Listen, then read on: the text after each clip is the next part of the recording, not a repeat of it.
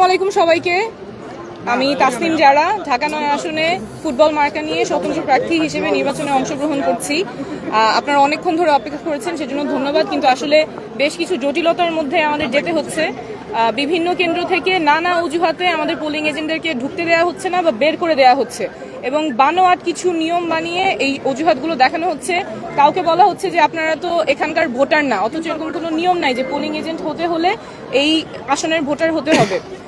তারপরে পুরুষ কেন্দ্রের নারী এজেন্ট সেই নিয়ম বলে বের করে দেওয়া হচ্ছে, বা বিভিন্নভাবে হেনস্থা করা হচ্ছে, বলছে যে ফোন নিয়ে ঢোকা যাবে না, অথচ ফোন নিয়ে ঢোকা যাবে, ব্যবহার করতে পারবে না। তো এই বিভিন্ন অজুহাতে আমাদের যারা পোলিং এজেন্ট আছেন তাদেরকে বের করে দেওয়া হচ্ছে বা ঢুকতে দেওয়া হচ্ছে না, কিন্তু ভেতরে মানুষ ভোট দিচ্ছে, নির্বাচন হচ্ছে। এটা তো গ্রহণযোগ্য না। এটা সুষ্ঠু প্রক্রিয়া কিভাবে হয় তাহলে?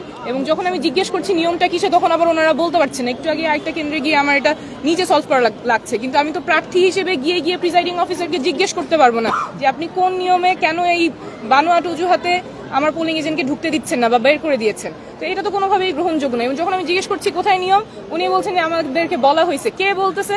ওনার ওইটা নামও উনি বলছেন না। তো এটা তো গ্রহণযোগ্য হতে পারে না কোনোভাবে।